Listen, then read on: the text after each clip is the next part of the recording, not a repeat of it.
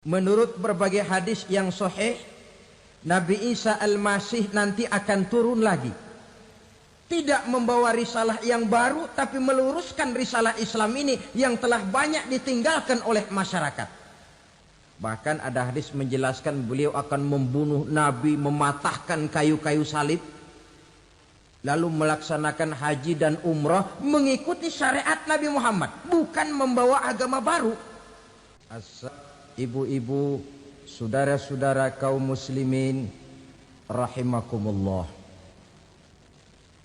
Pada pertemuan yang lalu sudah saya jelaskan bahwa hidup selalu berakhir dengan kematian. Apabila datang kematian menimpa seseorang, datanglah kiamat baginya. Itu yang disebut dengan kiamat kecil. Hakikatnya mati adalah perpindahan dari kehidupan di dunia ini menuju kehidupan di alam barzakh. Menunggu kita di alam barzakh sampai datangnya saat kiamat. Entah 10 tahun, entah 100 tahun, entah 1000 tahun, hanya Allah saja yang maha tahu. Adapun orang-orang beriman yang melakukan amal kebajikan dalam kehidupan di dunia ini, masa penantian yang lama di alam barzakh buat mereka sebentar saja. Tetapi bagi orang-orang kafir yang ingkar, yang tidak beriman kepada Allah, yang hidup di dunia cuma menumpuk-numpuk dosa, tentu penantian di alam barzakh akan merupakan waktu yang sangat lama. Bukankah dalam kehidupan kita waktu itu memang relatif? Contoh misalnya, bagi pemuda-pemudi yang sedang duduk asyik memadu cinta, waktu 4-5 jam saja rasanya cuma 4-5 menit. Tenggelam oleh keasikan. Tapi buat orang yang berbaring di rumah sakit, meratap di balik-balik apa itu tembok derita kata lagu, di balik dinding-dinding penjara, sehari bagai seminggu, seminggu rasa sebulan, sebulan boleh jadi rasa setahun. Penantian yang sangat lama. Kapan kiamat itu akan datang? Ini rahasia Allah. Jangankan kita yang orang awam, baginda Nabi sendiri tidak diberitahu oleh Allah kapan kiamat itu akan terjadi. Tetapi sungguh pun demikian, banyak hadis-hadis yang menjelaskan ciri atau tanda-tanda datangnya kiamat. Nah, kalau sudah bicara soal tanda, tanda kiamat itu ada 2. Pertama yang disebut alamatus sughra, tanda-tanda kecil. Ini waktunya masih ada tenggang. Ada yang dinamakan alamatul kubra, tanda-tanda besar.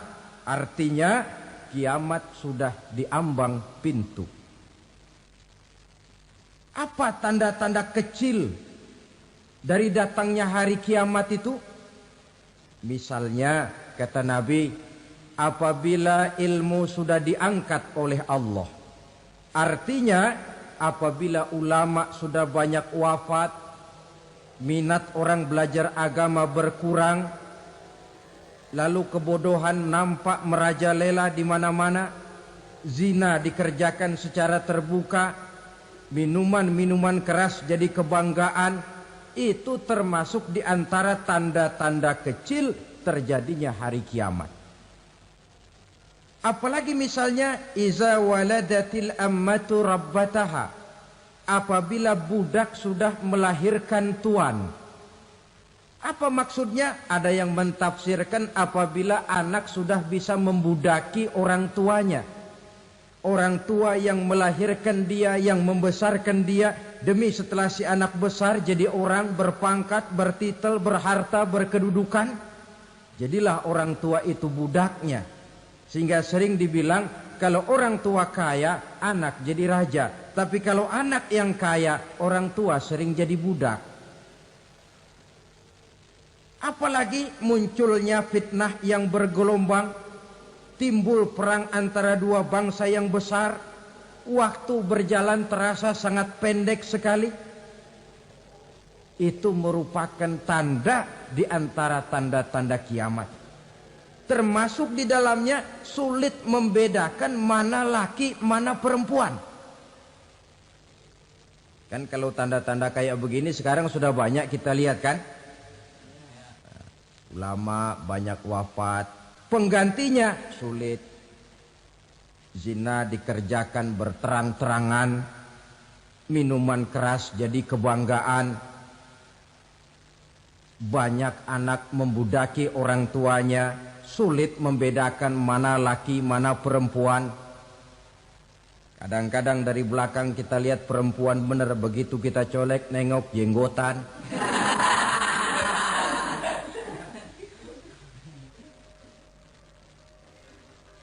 Ini termasuk tanda-tanda kecil.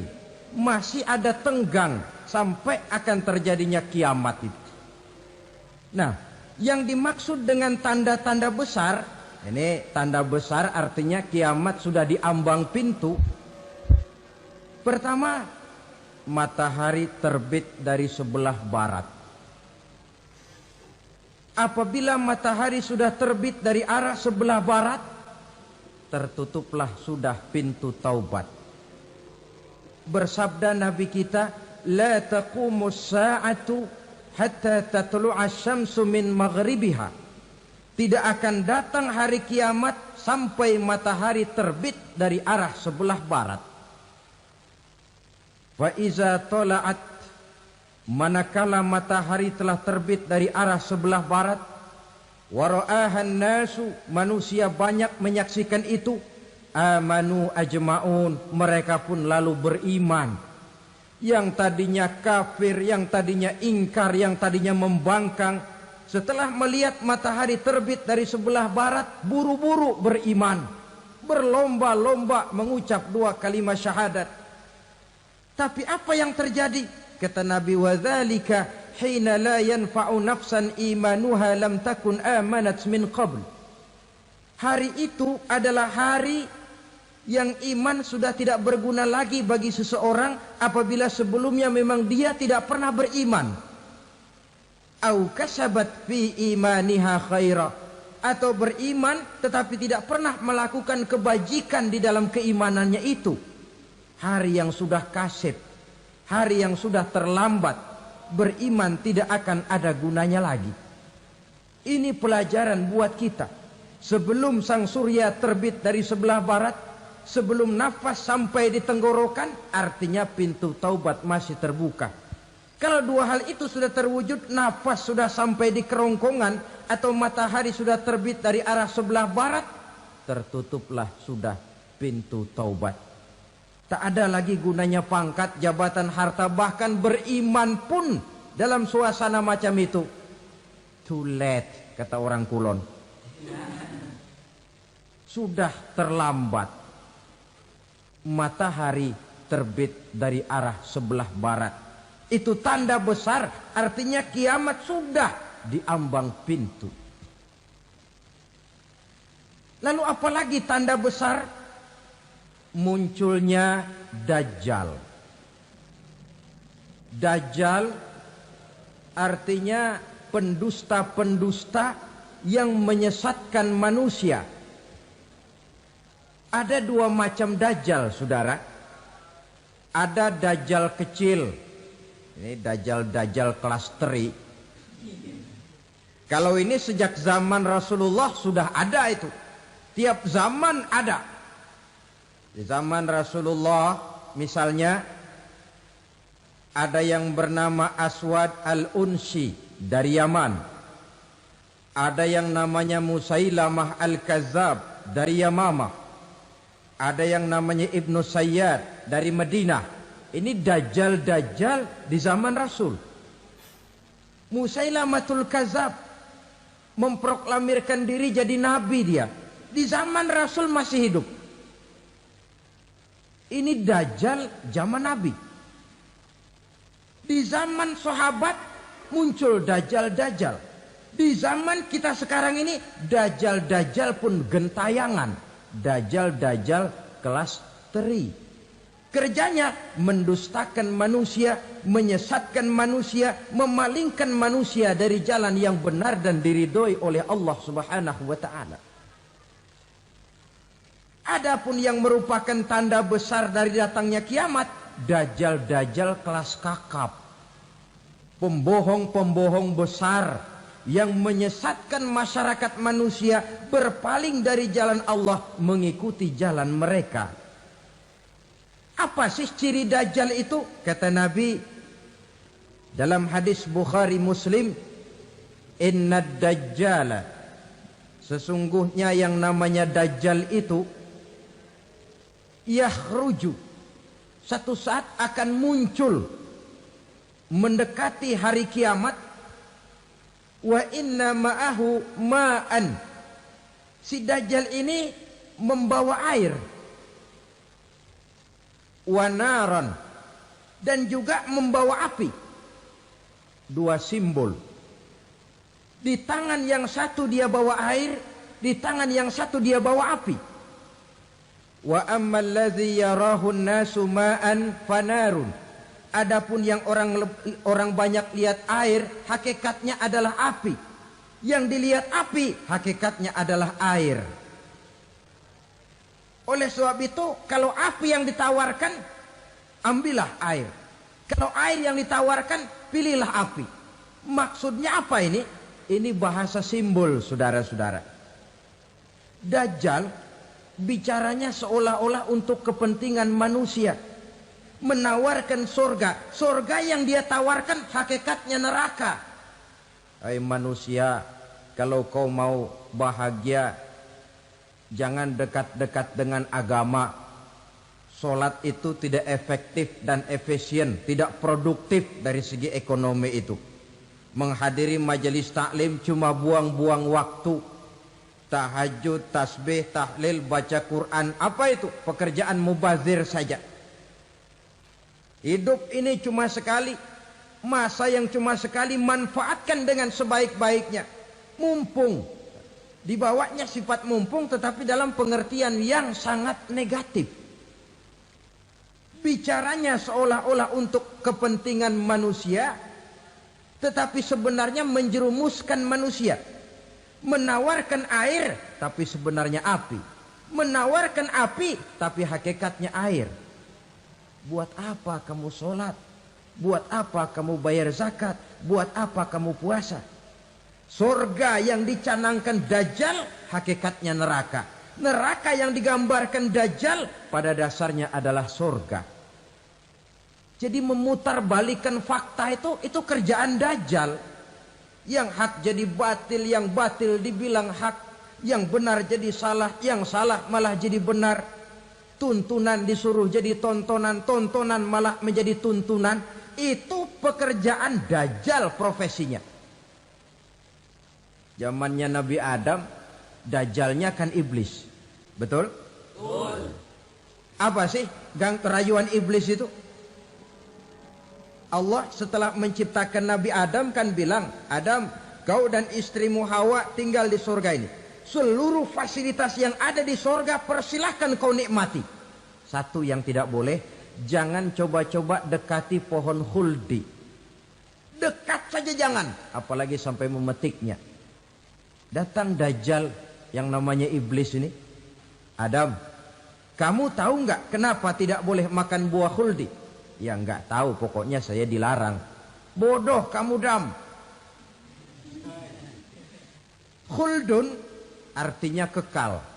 Kalau kamu makan itu buah, kau akan kekal di surga buat selamanya. Allah tidak kepengen, maka dilarang kamu makan buah khuldi. Kalau kau ingin kekal di surga Adam, makan saja. Saya bicara begini ini untuk kepentingan kamu Adam. Ini kan ciri-ciri Dajjal. Bicaranya sih seolah-olah untuk kepentingan Nabi Adam, hakikat sebenarnya menjerumuskan Nabi Adam supaya ingkar dan melanggar larangan dari Allah Subhanahu wa ta'ala. Jadi setelah muncul Dajjal, timbul kekacauan-kekacauan di masyarakat. Banyak yang terpengaruh, terpedaya dan terpesona. Termasuk mereka yang memproklamirkan diri jadi nabi. Mereka yang memproklamirkan diri jadi rasul di zaman sesudah Rasulullah wafat. Itu adalah Dajjal-Dajjal.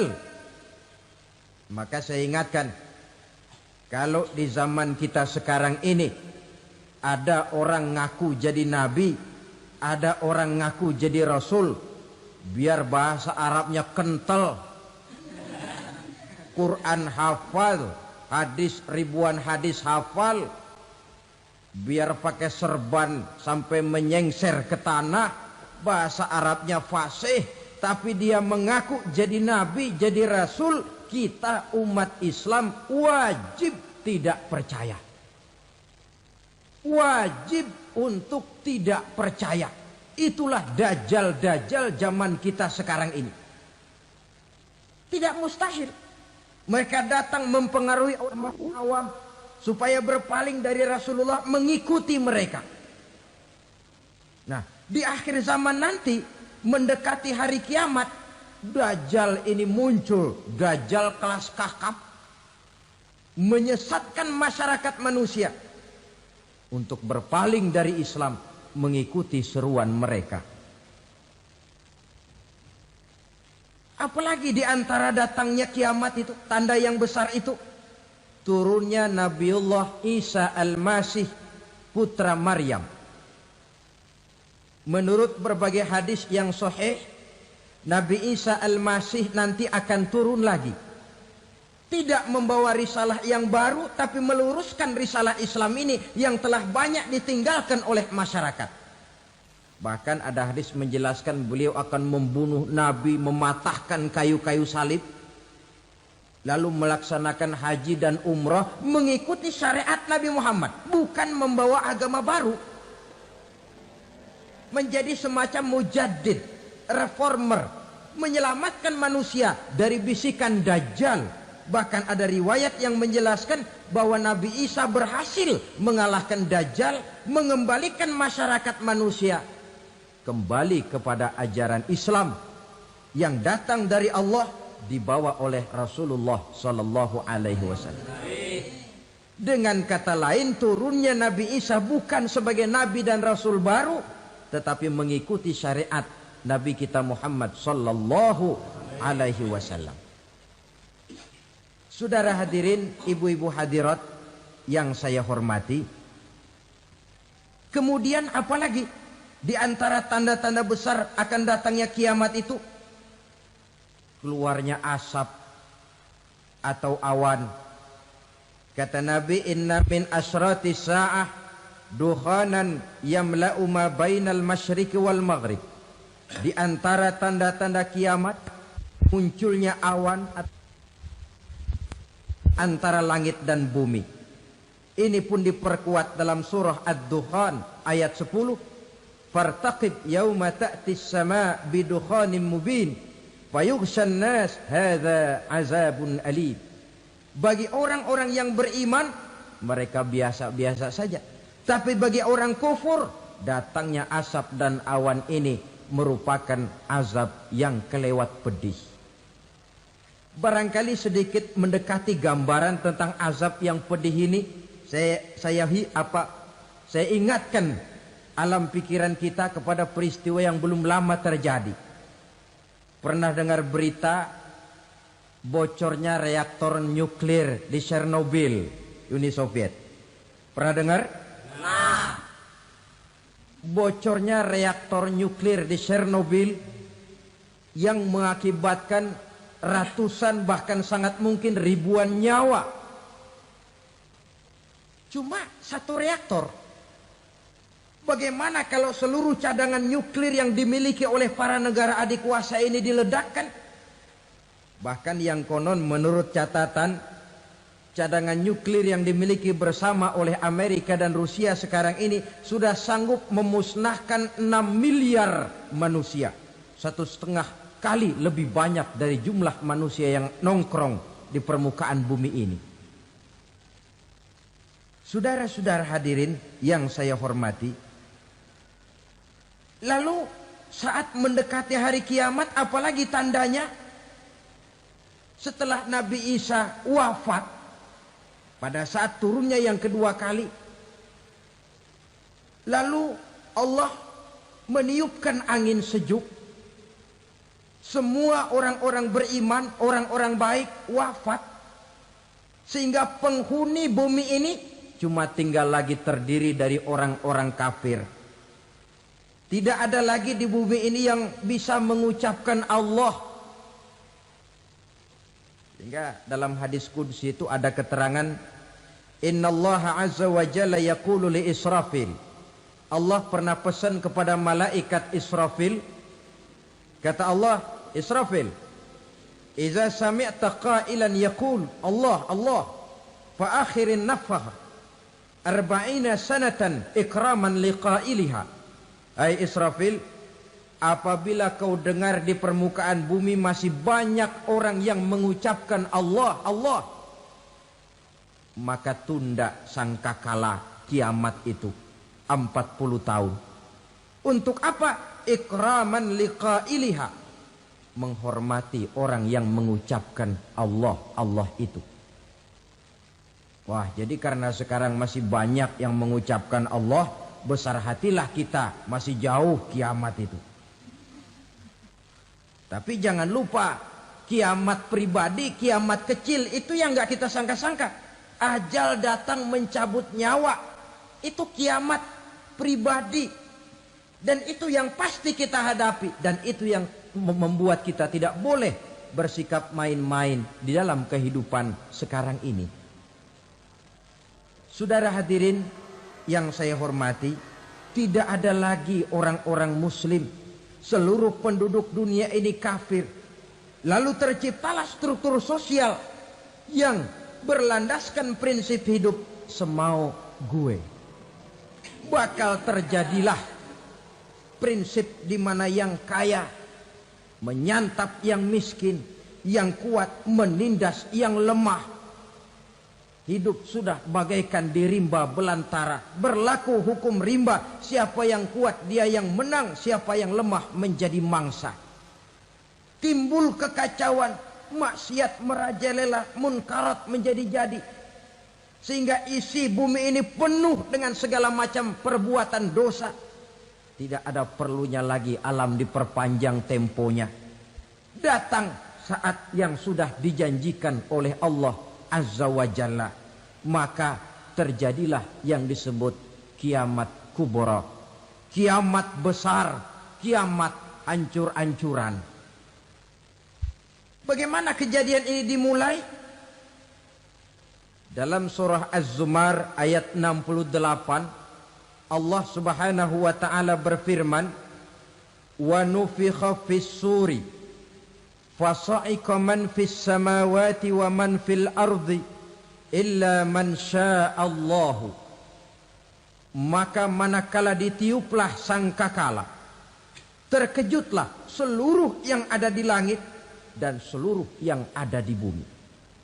Bila saat kiamat datang, Allah perintah malaikat Israfil, Israfil, tiup sangkakalamu. Ditiuplah sangkakala oleh malaikat Israfil. Yang akibat daripada tiupan itu, seluruh yang ada di langit, seluruh yang ada di permukaan bumi terkejut. Yang ada di langit siapa? Malaikat kan. Bayangin aja kalau malaikat kaget, apalagi kita. Terkejut seluruh makhluk yang ada di bumi, yang ada di langit mendengar suara sangkakala itu. Bunyinya tidak sanggup kita bayangkan dahsyatnya. Ledakan nuklir, ledakan neutron, belum apa-apa ketimbang bunyi sangkakala malaikat Israfil ini.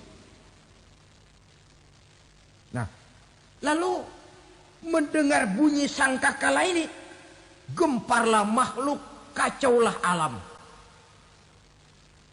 Bumi gempa, planet-planet bertabrakan, gunung meletus, air laut tumpah ke darat, angin topan bertiup, halilintar menyambar. Lalu semua yang bernama hidup mati total. Mati bareng tanpa persiapan. La haula wala quwata illa billah.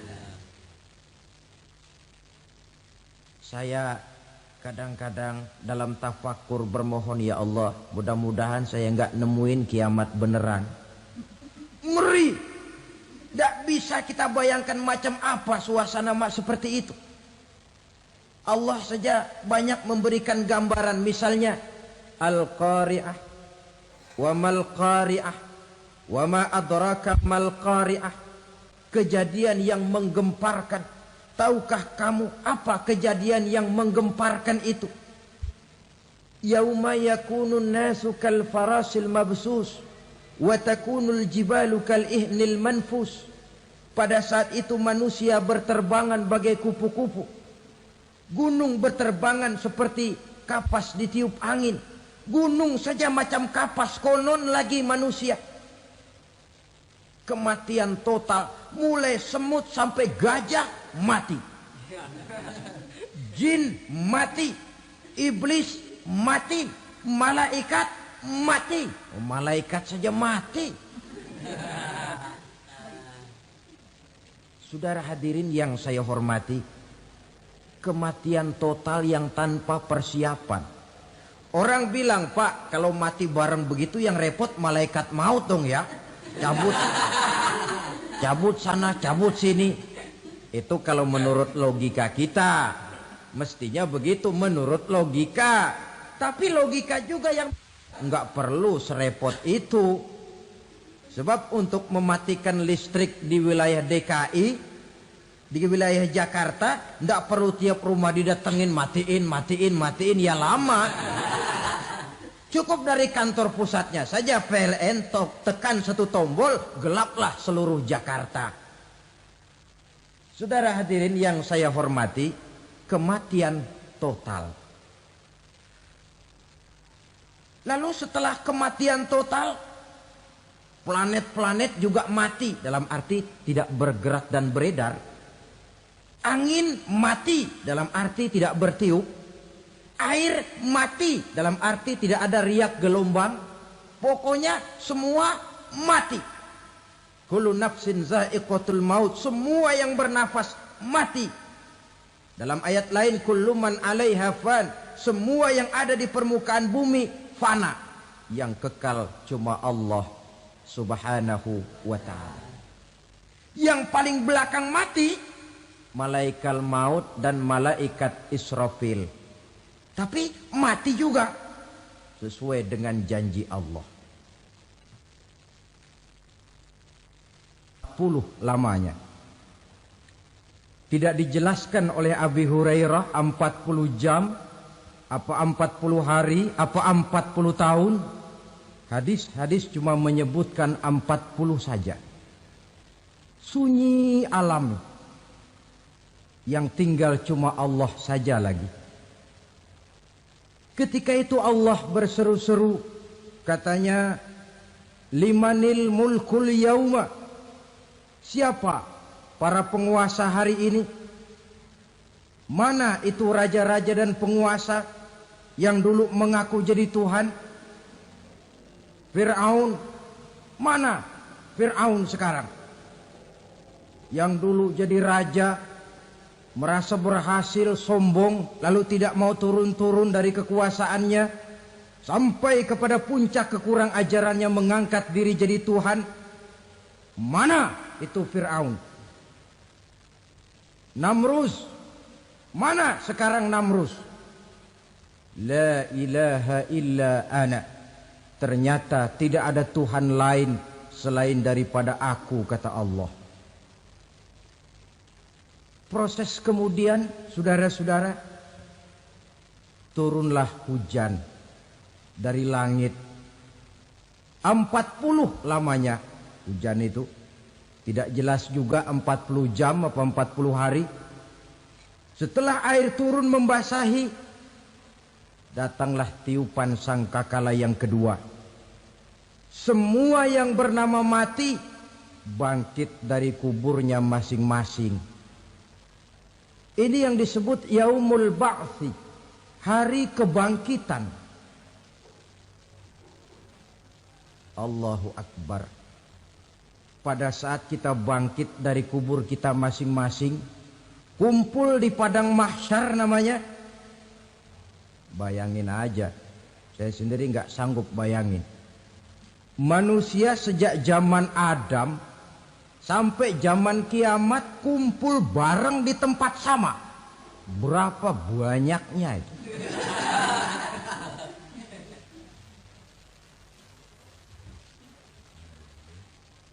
Dan yang luar biasa menurut satu riwayat, pada saat bangkit itu, Masya Allah, roman muka kita berubah. Disesuaikan dengan amalan kita waktu di dunia ini. Barang siapa yang waktu di dunia amalannya itu amalan tikus, di akhirat nanti dia bangkit dari kubur, mukanya seperti muka tikus. Gagah betul badannya, tapi mukanya seperti tikus. Kenapa? Amalannya waktu di dunia seperti amalan tikus. Apa amalan tikus itu? Suka ngegeragoti barang yang sudah disimpan rapi-rapi. Orang sudah simpan uang rapi-rapi, simpan perhiasan rapi-rapi, digeragoti oleh tikus. Maling-maling, pencoleng-pencoleng, koruptor-koruptor. Itu nanti di akhirat nanti kita lihat mukanya seperti muka tikus. Oh ini waktu di dunia suka nyolong, mukanya seperti muka tikus.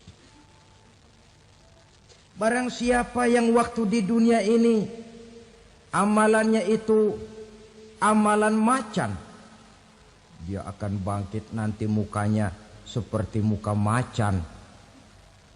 Apa amalan macan? Macan itu amalannya menang-menangan. Orang yang mau menang saja nggak mau mengalah. Coba lihat di hutan. Kenal hutan nggak? Di hutan, raja hutan di mana-mana pasti macan. Betul kan? Betul. Padahal hutan belum pernah bikin pemilihan umum. Tapi macan tidak peduli ada pemilihan umum apa tidak, pokok saya raja. Sebab apa? Macan jadi raja itu bukan karena benar, tapi karena kuat jadi raja. Setelah dia jadi raja, rakyat hutan yang mesti dilindungi malah dimakan oleh raja macan. Kambing rakyat hutan dimakan oleh macan. Ayam rakyat hutan dimakan oleh macan. Itu nanti kita lihat di akhirat itu mukanya seperti muka macan, gagah betul. Lalu barang siapa yang di dunia ini amalannya itu seperti amalan anjing, nanti dia punya muka seperti muka anjing. Apa amalan anjing? Pertama, anjing itu kalau disuruh jaga rumah, dia tidak bisa membedakan mana maling, mana tamu. Biar yang datang maling, kalau bawa tulang, anjing kalem. Yang kedua, anjing itu akan setia kepada siapa saja yang memberinya roti. Siapa yang memberinya roti, itulah majikannya. Apa kata majikannya pasti dia laksanakan. Soal benar atau salah dia tidak peduli. Setelah anjing dapat roti, dia tidak punya pilihan lain kecuali bilang, abdi mah kumaha juragan wae ayeuna mah.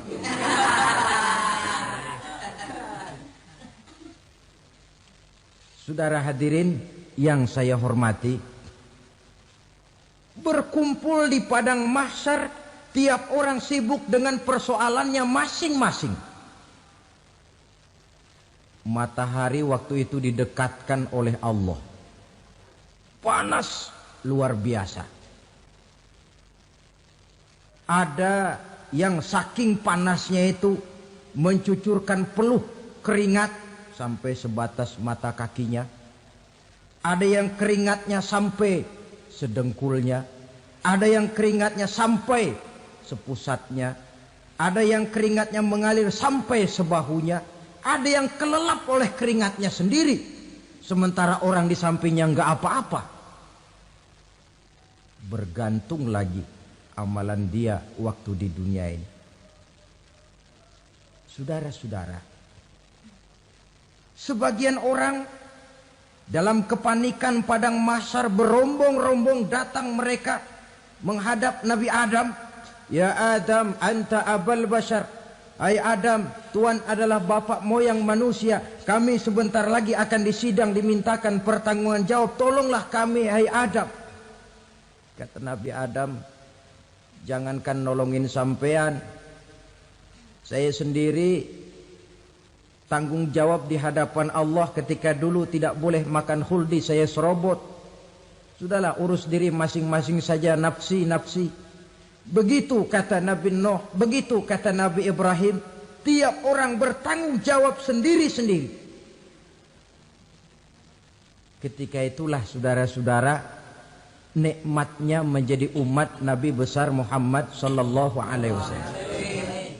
Sebab apa? Walaupun menurut abjad kita ini umat paling belakang, paling belakang kita ini toh, karena Nabi Muhammad adalah Nabi akhir. Tapi akan dihisap lebih dulu, lewat di atas sirat lebih dulu, masuk surga lebih dahulu ketimbang umat-umat belakangan. Ketika Rasul mendekati ajal, beliau tanyakan itu kepada malaikat Jibril. Malaikat Jibril berkata, Muhammad jangan khawatir, Allah sudah berjanji, inni haramtul jannata ala sairil anbiya hatta tadkhulaha anta. Wa haramtuha ala sairil umami hatta tadkhulaha ummatuka. Surga aku haramkan buat seluruh nabi kecuali kalau engkau Muhammad sudah masuk ke dalamnya. Dan surga aku haramkan buat seluruh umat kecuali kalau umatmu Muhammad sudah masuk ke dalamnya. Logikanya, walaupun menurut abjad kita umat paling belakang, bakal dihisap paling dulu, lewat di atas sirat paling dulu, masuk surga paling dulu. Kalau mampir ke neraka juga paling dulu. Ya resiko. Jangan mau enaknya aja paling dulu. Saudara hadirin yang saya hormati, setelah masa kebangkitan itu jangan dikira begitu bangkit langsung diperiksa. Masih menunggu menanti ribuan tahun perhitungan padang mahsyar untuk sampai kepada proses yang disebut yaumul hisab, hari perhitungan. Seorang demi seorang bakal dipanggil. Bayangkan saja, kita se-RT saja di absen, kadang-kadang perlu waktu lama. Ini manusia sejak zaman Nabi Adam sampai datang hari kiamat, satu demi satu disidang di hadapan Qadhi Rabbul Jalil. Status sosial copot sudah waktu itu. Yang pernah jadi hartawan di situ tidak lagi kelihatan kehartawanannya. Yang pernah jadi jenderal tidak lagi dipanggil jenderalnya. Yang ustadz tidak lagi dipanggil al-mukarramnya. Seluruh status sosial selesai. Dipanggillah kita seorang demi seorang menghadap Qadhi Rabbul Jalil. Bagaimana proses penghisaban itu? Pertama proses tanya jawab. Di antaranya ada hadis menyatakan, lan tazula qadama 'abdin yaumal qiyamah hatta yus'ala an arba'i khisalin. Besok di hari kiamat tidak akan bergeser telapak kaki seorang hamba sampai dia ditanya lebih dulu tentang 4 persoalan. Tentang ilmunya. Kemana ilmu itu diamalkan? Tentang umurnya. Di mana umur itu dihabiskan? Tentang masa mudanya. Kemana masa muda itu dipakai? Tentang hartanya. Dari mana harta itu didapat dan kemana harta itu dibelanjakan. Ini termasuk proses tanya jawab. Jadi kalau istilah pengadilan dunia, nama Fulan bin Fulan. Kamu waktu di dunia diberikan umur panjang untuk apa? Pernah mengalami masa muda, kemana kau habiskan masa remajamu? Kau diamanahkan ilmu, dengan apa ilmumu kau amalkan? Kau diberikan harta, dari mana harta kau dapat, kemana kau belanjakan? Tak seorang pun yang bisa mungkir. Sebab apa? Dikala itu yang menjadi saksi bukan orang. Yang menjadi saksi adalah seluruh anggota badan kita. Tangan bicara, kaki jadi saksi terhadap seluruh amalan yang pernah kita kerjakan pada saat kehidupan di alam dunia ini. Selesai proses tanya jawab, lalu diperlihatkan buku catatan kita waktu hidup di dunia ini. Jangan lupa Allah itu menyiapkan 2 superkomputer kepada kita. Sebelah ditempelin sebelah kanan, yang sebelah tempelin di sebelah kiri. Komputer itu namanya Raqib dan Atid. 2 malaikat yang apabila baik kita lakukan, refleks saja akan menulis kebajikan kita. Jahat kita kerjakan, akan tertulis. Catatan itu nanti diperlihatkan kepada kita. Waduh, alangkah malunya pada saat diperlihatkan catatan kita, buku rapot kita merah melulu. Barangkali diperiksa sambil diomelin, brengsek lo. Buku merah melulu begini bagaimana waktu hidup di dunia? Tidak cukup diperlihatkan buku catatan kehidupan, rekaman kehidupan. Rekaman kehidupan kita secara utuh sejak terlahir sampai ajal datang merenggut nyawa. Barangkali mirip dengan video sekarang ini, di mana terekam dengan baik seluruh kegiatan kita sejak yang sekecil-kecilnya sampai kepada yang sebesar-besarnya. Untuk kemudian kita pun menerima balasan. In khairan fa khairun wa in syarran fa syarrun. Kalau baik ya baik balasannya, kalau jahat ya jahat juga balasannya. Catatan-catatan kita diberikan. Kalau banyak kebajikannya diberikan di tangan kanan dengan cara yang halus. Kalau banyak kejahatannya diberikan dari sebelah kiri atau dilempar dari belakang. Itulah sebabnya sejak di dunia ini kita sudah mohon kepada Allah. Ketika berwudu membasuh tangan kanan, apa kita bilang? Allahumma a'tini kitabi biyamini wa hasibni hisaban yasira.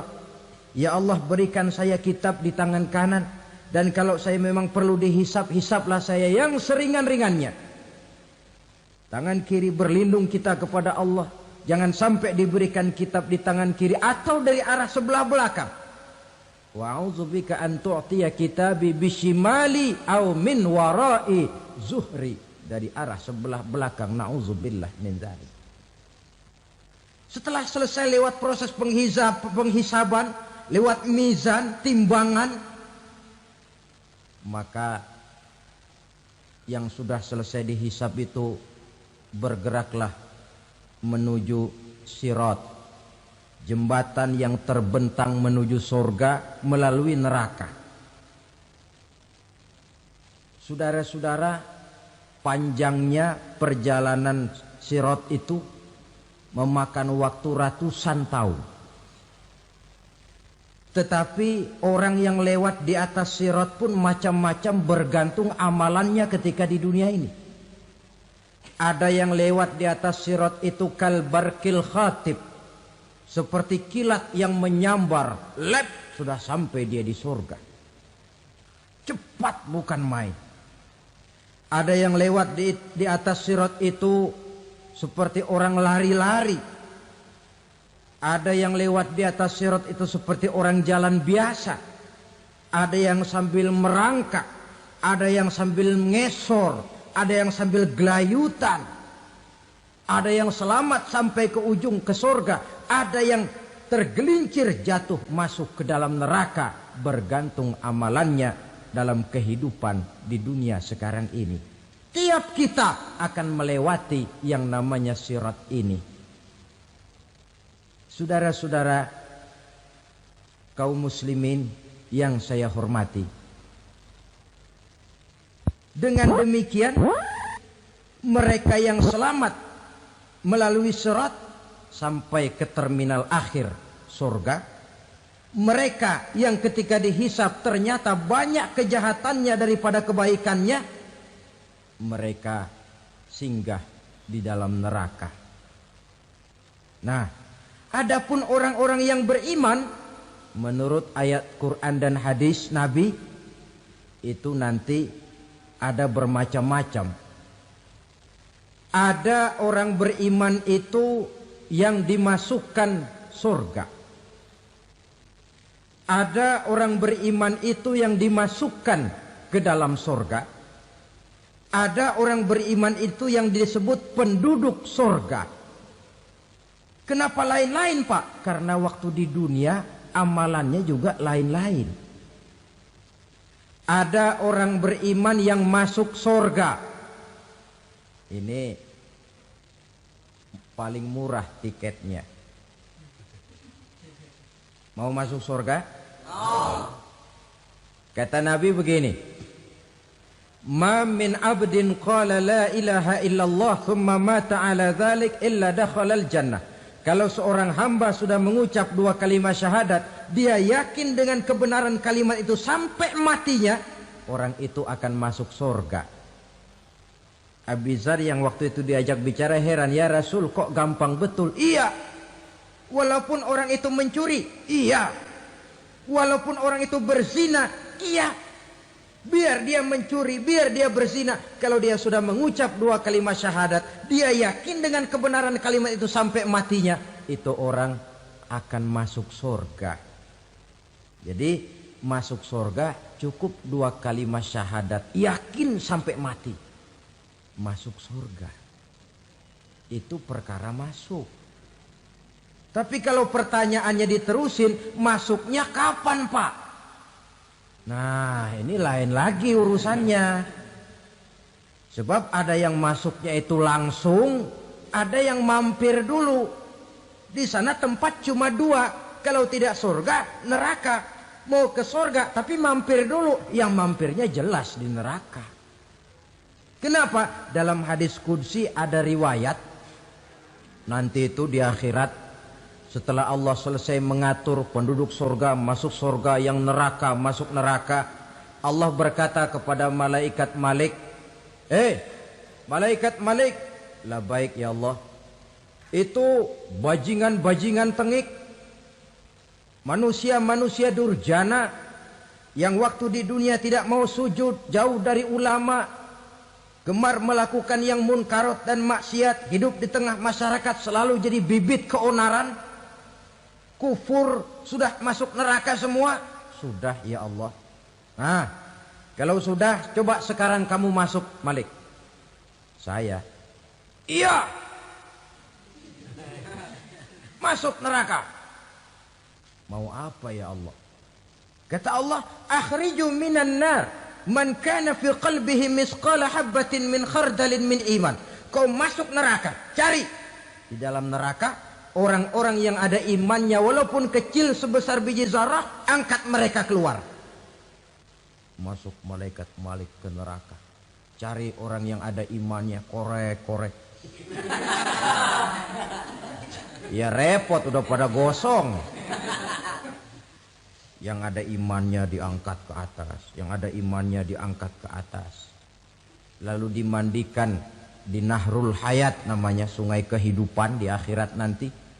Cakep lagi rupanya, bersih lagi wajahnya, apel di hadapan Allah. Kata Allah, bagaimana mas? Kapok enggak sampean? Kapok ya Allah. Nah, kalau kapok, idhab fadkhulil jannah, pergi masuk surga sana. Berangkat mereka ke surga. ketemu sama teman-temannya yang udah sampai lebih dulu, yang nggak pakai mampir lagi. Terjadi dialog. Kata teman-temannya yang udah pada nyampe duluan, Mas, iya, emang baru sampai? Oh, saya baru sampai. Memang mampir di mana dulu, Mas? Kita sudah lama sampai di surga. Saudara buka surah Al-Muddatsir ayat 34-35. Masalakakum fis saqar? Kenapa kamu mampir di neraka Saqar? Qalu lam nakum minal musallin. Mereka menjawab, kami mampir di neraka Saqar, Mas, gara-gara dulunya kami waktu di dunia ndak pernah sholat. Ndak pernah sholat? Ndak pernah. Kan rumahnya dekat masjid. Cuma dekat doang, Mas. Sholat mah enggak saya. Enggak pernah ngasih makan fakir miskin. Enggak pernah hadir di majelis taklim. Pendeknya enggak pernah melakukan kebajikan. Maka saya pun mampir di neraka Saqar. Untung betul saya punya iman, Mas, sedikit. Waktu hidup di dunia dulu saya pernah mengucap 2 kalimat syahadat. Sekali-kalinya waktu mau kawin. Masya Allah. Untung saja kawin. Kalau nggak kawin polos.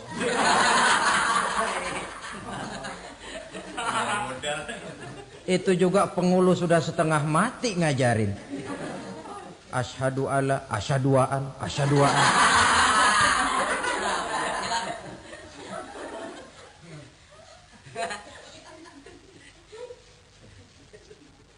Ini namanya masuk surga, ada mampir dulu. Ada pula orang mukmin itu yang dimasukkan surga. Namanya dimasukkan kan terima beres. Saya masuk ke rumah, jalan sendiri, cari tempat sendiri. Saya dimasukkan ke dalam rumah, terima beres, pokok ada di dalam, itu dimasukkan namanya. Nggak pakai mampir. Tapi tentu tiketnya lebih mahal ketimbang yang pertama tadi. Apa kata Allah? Innal ladzina amanu wa amilus solihat la ukaffiranna anhum sayyi'atihim wa la udkhilannahum jannah. Sesungguhnya orang-orang yang beriman kemudian beramal soleh, kami hapuskan segala dosa dan kesalahannya, kami masukkan mereka ke dalam surga. Lihat ayatnya. Allah yang memasukkan, kita yang dimasukkan. Tidak pakai transit, tidak usah mampir. Cuma tidak cukup syahadat, tidak cukup amanu, tapi diiringi dengan wa'amilus salih. Iman, amal. Tidak cukup syahadat, lalu dibuktikan dia sholat, dia zakat, puasa, lalu dia melakukan berbagai macam kebajikan. Ini yang menyebabkan dia tidak pakai mampir di tempat yang bernama Saqar. Lalu ada pula orang mukmin itu yang disebut penduduk surga. Wah, ini sudah VIP ini. Ashabul jannah, penduduk surga. Siapa mereka? Kata Allah, innal ladzina amanu summa istaqamu fala khaufun 'alaihim wala hum yahzanun ulaika ashabul jannah hum fiha khalidun. Sesungguhnya orang-orang yang beriman lalu istiqamah, tetap dalam melaksanakan perintah Allah, tidak goyah, tidak labil tapi stabil, istiqamah, mereka tidak takut dan tidak bersedih hati. Merekalah penduduk surga. Iman, istiqamah. Tidak punya duit, sembayang. Banyak duit, sembayang. Miskin, sembayang. Kaya, tetap sembahyang, istiqomah. Kadang orang kalau susah rajin ke masjid, banyak duitnya ngelihat masjid melengos. Waktu miskin hamba Allah, setelah kaya jadi hamba harta. Bergeser, tidak ada nilai istiqomahnya. Saudara-saudara, dengan begitu penduduk neraka itu dua. Ada penduduk permanen, ada penduduk yang semi permanen. Yang semi permanen orang-orang beriman yang mempunyai dosa besar. Mereka masuk ke neraka untuk menerima azab sesuai dengan dosanya. Bila selesai masa azab itu, mereka akan diangkat untuk ditempatkan kembali ke dalam surganya Allah Subhanahu wa ta'ala. Nah, dikala itulah saudara-saudara, ada yang disebut syafaat dari Rasulullah Sallallahu Alaihi Wasallam. Tapi tentu jangan lupa, syafaat ini ibarat kain menambal dia. Kita punya kain bolong-bolong sedikit, syafaat yang menambal. Solat kita ada kurang dikit, sedekah kita ada campur riak dikit, amalan kita ada tidak karena Allah dikit, kita berharap syafaat. Jadi biarlah kain masih bolong-bolong, yang penting punya kain. Tapi kalau kainnya tidak ada, yang ditambal apanya? Solat tidak, puasa tidak, zakat tidak, berharap syafaat saja. Ya, terlalu berlebihan itu. Saudara hadirin yang saya hormati, apabila selesai proses penghisaban, proses penghitungan, maka dikala itulah manusia terbagi dalam dua kelompok besar. Fariqun fil jannah wa fariqun fis sa'ir. Sekelompok orang-orang beruntung yang masuk ke dalam surga, dan sekelompok lagi masuk ke dalam neraka. Akan memakan waktu untuk menceritakan sifat surga dan neraka, tapi insya Allah pada kesempatan pertemuan lain saya sampaikan. Namun sebagai gambaran umum cukuplah saya sampaikan sebuah hadis qudsi. Allah jelaskan, a'dadtu li'ibadiyas salihin ma la 'ainun ra'at wa la uzunun sami'at wa la khatara fi qalbil bashar. Aku sediakan buat hamba-hambaku yang soleh, yang tidak pernah terlihat oleh mata, tidak pernah terdengar oleh telinga, dan belum pernah terdetik dalam hati manusia. Jadi kenikmatan surga belum pernah dilihat mata, belum pernah didengar telinga, belum pernah terdetik dalam hati. Pedihnya azab neraka belum pernah terlihat mata, belum pernah terdengar telinga, belum pernah terdetik dalam hati. Saudara hadirin yang saya hormati, oleh karena itu sebagai uraian akhir daripada kiamat ini, marilah sama-sama kita memanfaatkan hidup dengan sebaik-baiknya, supaya jangan timbul penyesalan di hari kemudian nanti. Mudah-mudahan kita seluruhnya diselamatkan Allah dari azab neraka dan mendapat surga dan ridhonya. Sekian dan demikianlah pertemuan kita kali ini. Terima kasih banyak atas segala perhatian. Mohon maaf atas segala kekurangan. Usikum wa nafsi bitaqwallah. Wassalamualaikum warahmatullahi wabarakatuh. Waalaikumsalam warahmatullahi wabarakatuh. Bapak-bapak, ibu-ibu, saudara-saudara kaum muslimin rahimakumullah. Murai di dahan dan koko ayam di kandang. Dunia ini penuh dengan berbagai macam kesibukan. Sejak dari petani yang turun ke ladang, pedagang yang berangkat ke pasar, pelajar yang menuju sekolah, sampai kepada pegawai yang berangkat ke kantor, seluruhnya tidak lain untuk mencari sesuatu yang bernama bahagia. Setiap orang menginginkan kebahagiaan, dan tidak seorang pun menginginkan kesengsaraan dalam kehidupan ini. Namun nyatanya tidak setiap orang yang ingin bahagia mengetahui jalan yang harus ditempuhnya untuk sampai kepada kebahagiaan itu. Maka pada kesempatan pertemuan kali ini, saya ingin menyampaikan sebuah hadis dari junjungan kita baginda Nabi besar Muhammad sallallahu alaihi wasallam yang termuat dalam kitab Mukhtarul Ahadits An-Nabawiyah, di mana beliau bersabda, arba'un min sa'adatil mar'i. Ada 4 perkara yang merupakan tanda dari orang bahagia.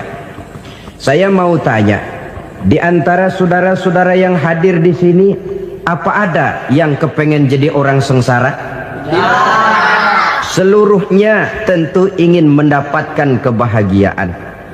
Maka menurut resep dari Nabi kita, tanda orang bahagia itu 4. Jadi kalau saudara ingin bahagia, harus mempunyai 4 perkara ini.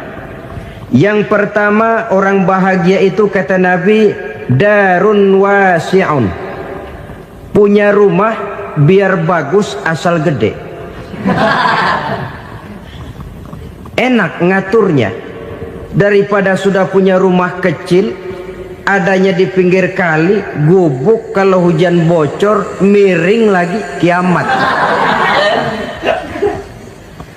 Loh, kalau gitu Islam materialis dong. Hadis ini boleh diartikan dengan makna hakiki, arti yang sebenarnya, boleh diartikan dengan makna majazi, arti kiasan. Kalau dia diartikan dengan arti kias, maka yang dimaksud darun wasi'un ay qalbun wasi'un, rumah yang luas tidak lain daripada hati yang lapang, karena di situ kunci kebahagiaan yang sebenarnya. Walaupun kita cuma tinggal di petak berukuran 2 kali 3 meter, kalau hati kita luas rasanya rumah itu. Tapi biar rumah kita halamannya saja puluhan ribu hektar, ada kolam renangnya, kamar tidurnya tidak lagi terhitung, kalau hati yang menempati rumah itu sempit, maka akan terasa sempit jugalah rumah itu. Tempat bergantungnya tidak lain adalah hati. Marilah kita mencoba melihat berbagai pandangan orang tentang bahagia ini. Ada orang menyangka bahwa bahagia itu kalau dia mendapatkan harta yang sebanyak-banyaknya. Siapa yang banyak harta, dialah raja. Apa yang dia mau seluruhnya bisa dibeli. Keamanannya dia bisa menyewa petugas. Seluruh fasilitas untuk menyenangkan kehidupannya bisa dibeli. Pendeknya, hartalah segala-galanya dalam kehidupan. Sampai ada pepatah mengatakan, innad darahima fil amakini kulliha taksur rijala mahabatan wa jalala. Sesungguhnya harta, dinar, dirham, uang di mana-mana selalu bikin hebat orang yang memilikinya. Coba lihat, orang yang punya duit sama yang enggak punya duit, jangan gaya hidupnya, gaya jalannya aja lain. Wahia lisanun liman arada fasahatan, wahia silahun liman arada qitala. Uang adalah senjata yang paling ampuh bagi orang yang mau pergi perang, dan lidah yang paling fasih bagi orang yang mau bicara. Kalau bicara dengan lidah macet, cobalah bicara dengan harta, lancar. Sampai ada pepatah demikian, segalanya bisa diatur dengan harta. Maka di kalangan orang yang berpandangan semacam itu, seluruh kegiatan hidupnya hanya terfokus kepada bagaimana mengumpulkan harta yang sebanyak-banyaknya. Tidak peduli halal haram, tidak kenal sore pagi siang dan malam, tidak sempat sujud, jauh dari agama, jauh dari kehidupan yang bersifat ruhaniyah, jauh dari Allah dan sebagainya. Sampai dalam Al-Quran dikelompokkan dalam kelompok yang dinamakan lumazah. Allazi jama'a malahu wa'addadah yahsabu anna malahu akhladah. Mereka mengumpul-ngumpulkan harta sebanyak-banyaknya dan menyangka bahwa harta yang banyak itu dapat mengekalkan hidupnya, mengekalkan kekayaannya, mengekalkan kebahagiaannya. Saudara hadirin yang berbahagia, kalau pandangan hidup ini benar, artinya kalau harta memang merupakan satu-satunya hal yang dapat membuat orang bahagia, tentu di rumah mewah tidak akan pernah ada tangis derita. Tentu di satu tempat di mana fasilitas hidup serba menunjang tidak ada yang namanya penderitaan. Tapi suka dan duka, sedih dan gembira, senyum dan tawa adalah milik setiap orang, baik dia punya harta maupun dia tidak punya harta. Nyatalah bahwa harta semata-mata bukan merupakan jaminan bahwa orang akan bahagia, walaupun tanpa harta orang sulit untuk bahagia. Saya mau cerita, ada orang super kaya, namanya Aristotle Onesimus, raja tanker Yunani. Dia punya kapal tanker saja konon sampai 11 banyaknya. punya perusahaan penerbangan yang disebut Olympic Airlines, punya hotel di berbagai kota besar di dunia ini, sejak dari New York, London, Paris, Rome dan sebagainya. Bahkan punya pulau yang dia namakan Pulau Scorpio. Ini kan namanya sudah kaya nggak tanggung-tanggung, punya pulau. Nah, dia punya 2 orang anak, yang satu laki-laki namanya Alexander, yang satu perempuan namanya Maria Onesius. Seluruh harapannya tertumpah kepada anak lakinya Alexander ini, yang akan meneruskan usahanya, meneruskan kekayaannya, meneruskan dinastinya. Apa yang terjadi? Ternyata anak yang dia harapkan yang bernama Alexander ini mati muda dalam kecelakaan pada waktu dia olahraga. Apa olahraganya? Namanya olahraga anak orang kaya, golongan jet set. Olahraganya olahraga pesawat terbang. Jatuh, ya nggak kapungut, habis mati. Tinggal satu anak perempuannya, Maria Onesius. Tapi anak perempuan ini juga malah urakan. Terakhir dia pacaran, bahkan kemudian kawin sama orang Rusia. Rupanya Aristotle Onesius ini broken. Kekayaannya yang berlimpah ruah, perusahaannya yang begitu banyak, siapa yang akan meneruskan? Siapa yang akan menggantikan? Sampai kemudian dia mengurung diri di Pulau Scorpio dan mati di sana secara mengenaskan. Seorang multijutawan, seorang yang super kaya, mati menyendiri di pulau sepi. Ibarat kata pepatah, anak ayam mati di lumbung. Bukan kekurangan makanan, keurugan makanan. Begitu kehidupan Aristotle Onesius. Dan banyak orang-orang yang sudah demikian kaya sampai dibingungkan oleh kekayaannya sendiri.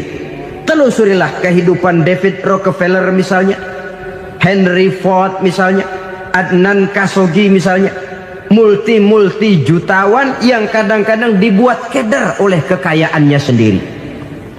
Pantas ketika Imam Ali ditawarkan orang, "Ya Ali, kalau kepadamu disuruh pilih ilmu atau harta, kau pilih mana?" Ya jelas pilih ilmu dong. Kenapa? Pertama, ilmu kalau kita berikan kepada orang lain tambah. Tapi harta kalau kita berikan kepada orang lain kurang. Saudara punya uang 10.000, dibagi orang 5.000, jelas uang saudara berkurang. Tapi saudara punya ilmu diberikan kepada orang lain bisa, saudara pun makin mantap. Tidak lantas jadi bodoh karena ngajarin orang. Saudara bisa Fatihah lalu mengajarkan orang Fatihah. Orang bisa, saudara pun makin hafal. Tidak lantas setelah diajarin orang ilmunya hilang. Begitu datang dia minta orang, "Tolong ajarin saya Fatihah." Udah habis, nggak ada.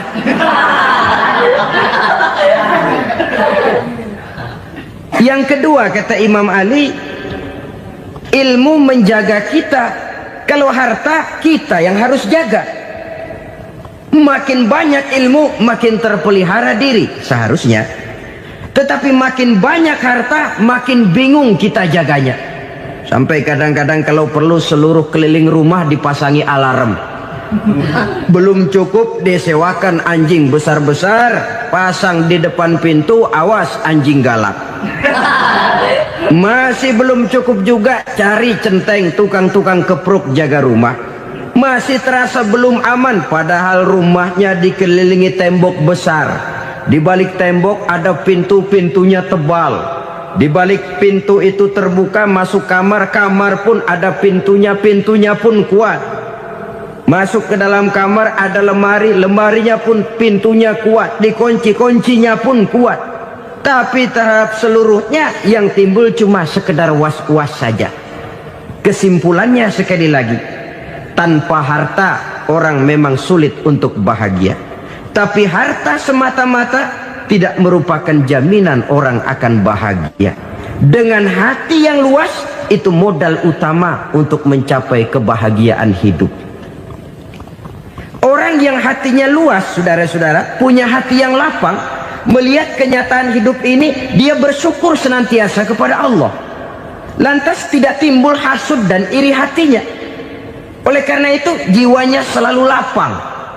Kalau tidak, cupik hati namanya, dangkal pandangan, tidak senang melihat orang lain dapat nikmat, dan itu sering dijadikan contoh. Kalau orang yang lapang dada, dia lihat tetangganya beli TV baru, dia berkata, alhamdulillah ya, tetangga kita beli TV, mudah-mudahan kita bisa ikut nonton. Lapang dadanya. Tapi orang yang sempit hati, lihat tetangga beli televisi, meriang. Enggak dia apa-apain, meriang. Besoknya dengar tetangga beli motor, makin sakit, ke rumah sakit. Lalu di rumah sakit dengar tetangganya beli mobil, mati. Disiksa oleh perasaannya sendiri. Orang kalau hati sudah sempit dalam hidup, kemanapun dia pergi, sempit rasanya medan kehidupannya. Kemudian kita melihat juga ada orang yang menilai bahwa bahagia itu katanya kalau punya kedudukan yang tinggi, pangkat yang agung, wibawa yang besar. Mungkin betul, tapi mungkin juga tidak. Bergantung kepada hati orang yang punya pangkat itu. Sama dengan harta tadi. Harta akan membawa bahagia kalau dia jatuh ke tangan orang yang berhati lapang. Tapi harta akan jadi bencana kalau jatuh ke tangan hati orang yang sempit. Pangkat akan membawa bahaya kalau jatuh di tangan hati orang yang sempit. Lebih dari itu, kenyataan mengajarkan kepada kita bahwa ternyata pangkat dan jabatan tidak selamanya memberikan kebahagiaan dalam kehidupan. Bahkan resikonya kelewat besar. Beberapa bukti kita bisa ambil dari para pemimpin dunia yang menjadi korban lantaran pangkat dan jabatan yang disandangnya. Saudara ingat Presiden Abraham Lincoln dan John Kennedy dari Amerika? Dibunuh orang. Park Chung-hee dari Korea Selatan, Ziaur Rahman dari Bangladesh, Anwar Sadat dari Mesir, terakhir Indira Gandhi dari India, menjadi korban dari pangkat dan jabatan yang disandangnya dari orang-orang yang tidak senang dia memegang jabatan itu. Dia akan mudah mengundang bencana. Sehingga pantas kalau seorang presiden terkemuka Amerika, Harry Truman namanya, dia mengatakan jabatan presiden itu, kata dia, seperti orang nunggang macan, naik macan. Harus kita taiki, kalau enggak dia bakal nerekam kita, ngeri katanya. Adapun orang yang hatinya lapang, kalau dia menerima pangkat dan jabatan, dianggapnya itu satu kesempatan untuk berbuat baik. Tapi orang yang berhati sempit, menerima pangkat dan jabatan, bukan kadang-kadang menerima, malah berusaha setengah mati mencapai dengan segala cara. Kalau perlu jilat atas, jilat atas. Jadi golongan sumuhun dawu. Jadi kelompok kulon nuwun, yes sir, yang kerjanya cuma oke bos. Kalau perlu jilat atas, jilat atas. Kalau perlu injak yang bawah, injak yang bawah. Perlu sikut kiri kanan, sikut kiri kanan. Yang penting pangkat dapat, jabatan dapat. Orang yang semacam ini, kalau sudah mempunyai pangkat dan jabatan, biasanya dia tidak menganggap itu sebagai amanah, tidak menganggap sebagai kesempatan berbuat baik, tapi malah kesempatan untuk memperturutkan hawa nafsunya yang dilatar belakangi oleh kesempitan hatinya tadi. Apalagi kalau orang memperoleh pangkat karena banyak mengeluarkan uang. Seakan-akan pangkat dan jabatan itu sekarang macam proyek, pakai tender. Siapa yang berani bayar segini, naik. Nggak berani, minggir. Padahal logikanya, kalau orang mencapai satu jabatan karena banyak mengeluarkan uang, hampir bisa dipastikan bahwa setelah jabatan itu dia pegang, langkah pertama yang akan dilakukannya ialah berusaha bagaimana uang yang dia keluarkan supaya kembali. Ya paling kurang pulang modal dulu dong. Soal mikirin rakyat, soal nanti, tapi ini modal harus pulang. Itu celakanya kalau orang memperoleh pangkat dan jabatan cuma karena banyak mengeluarkan uang. Jarang orang yang mempunyai keyakinan dan pandangan bahwa pangkat dan jabatan merupakan amanah. Jadi sekali lagi, pangkat dan jabatan mungkin saja membawa kebahagiaan kalau jatuh ke tangan orang yang berhati lapang. Tapi bisa jadi bencana kalau dia jatuh ke tangan orang yang mempunyai hati yang sempit. Dan lagi-lagi stresnya hati yang lapang. Lalu sebagian orang, saudara, ada yang berpandangan katanya bahagia itu kalau jadi orang terkenal, mempunyai popularitas, menjadi idola di kalangan remaja, di kalangan orang tua, di segala lapisan masyarakat. Padahal makin populer orang makin terikat dia. Ya kalau macam kita ini kan nggak punya nama, nggak populer, tengah malam buta mau nongkrong di warung Tegal aman. Tapi pangkat, jabatan, kedudukan, popularitas menyebabkan kita diikat dengan berbagai macam peraturan. Cuma mandi sama ke WC saja yang nggak dikawal.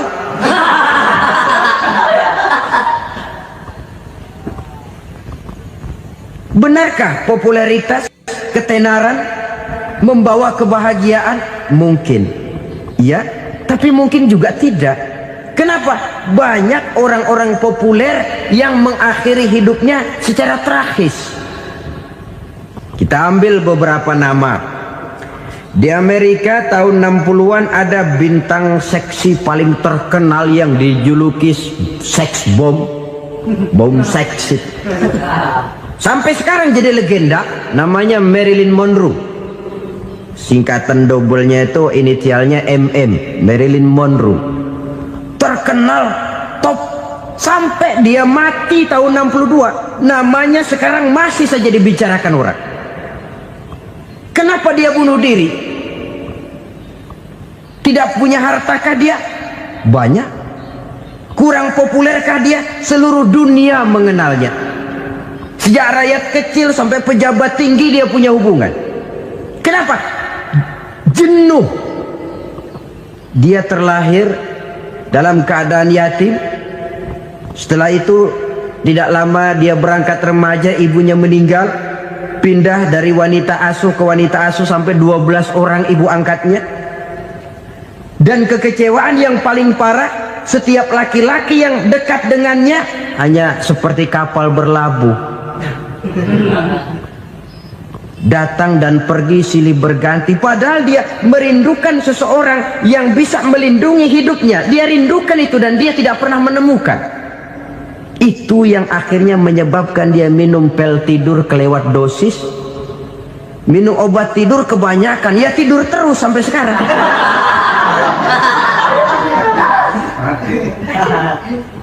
Dia mengakui, saya telah memiliki ketenaran, tapi saya tidak pernah hidup dalam ketenaran itu. Saya pandai main sandiwara, tapi saya ingin hidup dalam alam yang real sebagaimana umumnya orang. Itu yang dia rindukan. Menyusul jejak yang namanya Marilyn Monroe ini, Billie Holiday, saudara kenal tentu, di rumah sakit dirawat. Dia juga minum obat overdosis, mati lagi. Jimi Hendrix minum obat tidur overdosis kelewat batas, mati lagi. Lalu yang menghanyutkan diri di danau, Janis Joplin dan Brian Jones. Ini orang-orang populer, orang-orang terkemuka yang mengakhiri hidup secara tragis, bukan karena tidak terkenal, mungkin karena sudah saking terkenalnya. Contoh paling belakangan, Bruce Lee. Wah, ini tukang-tukang kepruk tentu kenal siapa dia. Sampai sekarang pun tabir kematiannya masih merupakan misteri. Dan yang masih hidup juga menunjukkan gejala yang aneh. Michael Jackson, rumahnya di Beverly Hills itu dijaga sedemikian rupa, dan dia selalu curiga kepada setiap makanan. harus steril, bersih dari segala macam kimia. Kemana dia pergi? Itu tukang-tukang kepruk sudah selalu menjaga dan mengawal, dan dia seakan takut menunjukkan mukanya yang asli. Hingga kalau tampil ke tengah di luar show, dia kadang memakai pakaian yang tidak menunjukkan dia yang sebenarnya, takut dikenali orang. Ternyata popularitas sering jadi momok yang meracuni kehidupan manusia. Oleh karena itu, benarlah junjungan kita pada saat beliau mengajarkan orang akan bahagia kalau dia mempunyai hati yang lapang. Nah, sekarang masalahnya untuk mendapatkan hati yang lapang, caranya bagaimana?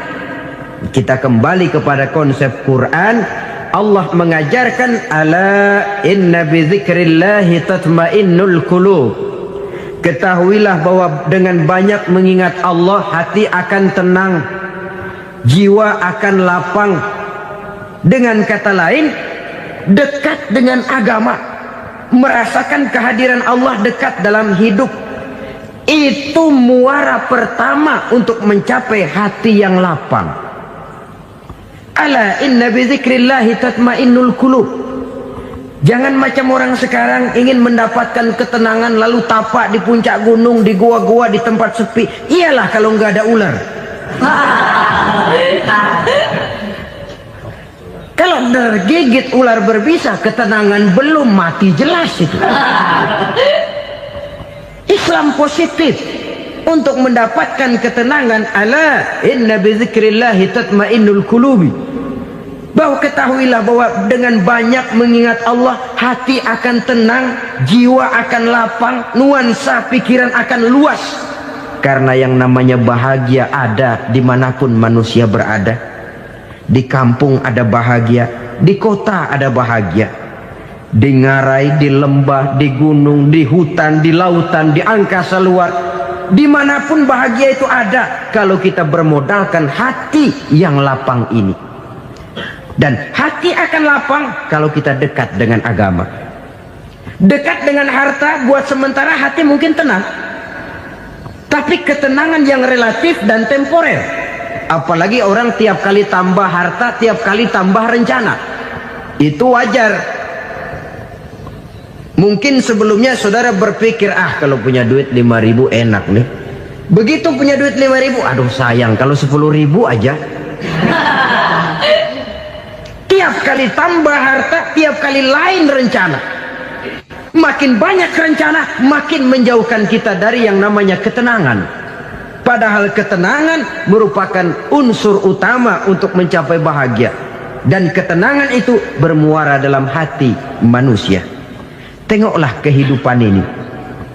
Orang yang banyak harta dengan orang miskin, berbedakah rasa sakit yang mereka tanggungkan? Rasanya tidak.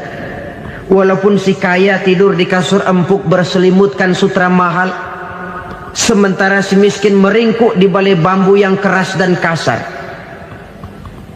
Apabila maut datang, dia juga tidak pernah pilih bulu. Maut datang menjemput si kaya di singgasana keemasannya, dikelilingi oleh para pengasuh, dayang dan inang serta para pengawal. Dan maut pun datang menjemput si miskin papa, sehingga ia tergelepar di tepian jalan.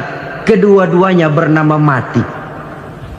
Kalau nyata bahwa sakit yang ditanggung si kaya tidak beda dengan sakit yang ditanggung si miskin, bukan harta semata yang membuat orang bahagia.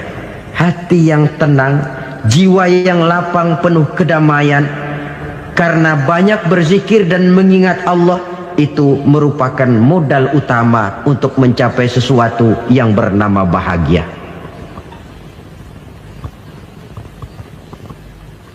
Saudara hadirin yang saya hormati, inilah yang pertama dari 4 ciri yang digambarkan oleh Nabi tentang tanda-tanda orang bahagia.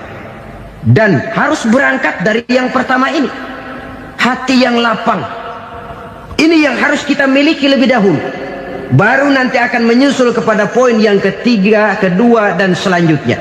Sebab kalau hati sudah terisi dengan jiwa yang lapang, seluruh persoalan insya Allah akan bisa kita atasi dengan sebagaimana mestinya. Yang kedua sekarang, tanda orang bahagia menurut baginda Nabi, markabun syariah. Orang bahagia itu kata beliau punya kendaraan biar cepat asal lancar. Artinya kemana dia mau pergi mudah. Apa maksud hadis ini? Kalau kita kaji lebih dalam, kendaraan itu kan alat transportasi. Transportasi tidak lain adalah usaha memudahkan komunikasi. Pindah dari situ kepada teori bahwa manusia adalah zon political, makhluk bermasyarakat yang tidak bisa memenuhi kebutuhan hidupnya secara sendirian. Kita memerlukan keberadaan orang lain dalam kehidupan ini. Untuk memakai baju saja kita sudah perlukan petani yang tanam kapas, pabrik yang memintal kapas jadi benang, pabrik yang menenun benang jadi kain, sampai kepada mesin jahit, sampai kepada tukang jahit. Itu cuma untuk memakai pakaian saja. Tidak seorang pun di antara kita yang sanggup memenuhi kebutuhan hidupnya secara sendiri. Kita perlu orang lain. Maka kebebasan dalam arti mutlak, kebebasan tanpa batas, itu tidak mungkin ada dalam kehidupan. Karena kita mengadakan yang disebut interaksi sosial. Setiap kegiatan kita tentu melibatkan orang lain. Menurut kita barangkali kita bebas jalan di jalan raya semaunya, tapi orang lain berkendaraan pun merasa bahwa ini ada juga jalan haknya, dan begitu selanjutnya. Oleh karena itu, maksud dari kendaraan yang cepat ini adalah khulata'uhu ma'as solihin. Lingkungan pergaulannya terdiri dari orang-orang soleh. Pergaulannya luas. Kemana dia pergi ada temannya. Kesulitannya ada tempat dia cerita. Dan kesulitan kalau sudah diceritakan kepada orang lain, taruh kata orang itu tidak bisa menolong, namun menceritakannya kepada orang yang kita percayai, kan paling kurang sudah mengurangi beban jiwa, mengurangi tanggungan batin, merasa masih ada tempat kita cerita.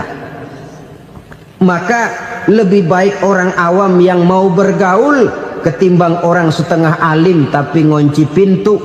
Sebab nantinya akan timbul sikap picik, cupik pandangan, dan tidak luas menghadapi kenyataan dalam kehidupan ini.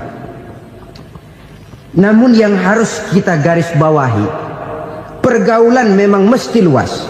Namun jangan sekali-kali lupa bahwa pergaulan sangat besar pengaruhnya dalam ikut membentuk kepribadian manusia. Sehari-hari bisa kita bilang, kalau kita dekat sama tukang minyak wangi, sekalipun nggak dibagi minyaknya, baunya tentu dapat. Betul? Tapi dekat sama tukang elas, walaupun nggak kena apinya, asapnya mesti kena. Kalau Syauqi mengatakan lebih jelas lagi, man asyaral asrafa asa musyarrafan wa muasyiral anzali ghairu musyarrafin. Awalam taral jildal hakira muqabbalan bisagri lamma sara jildal mushaf.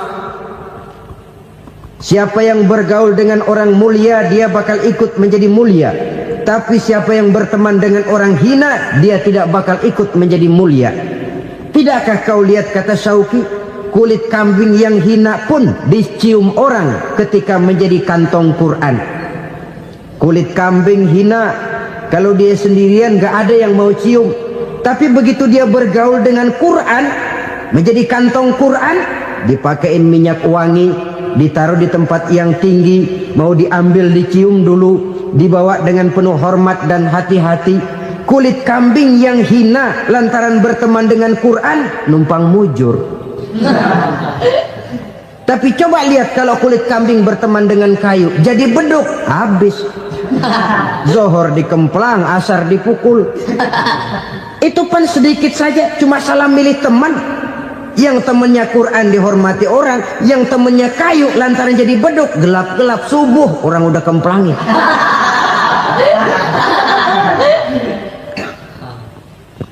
Maka terutama kepada adik-adik remaja yang masih mencari identitas diri, yang ibarat kaset masih kaset kosong, mudah diisi oleh apapun.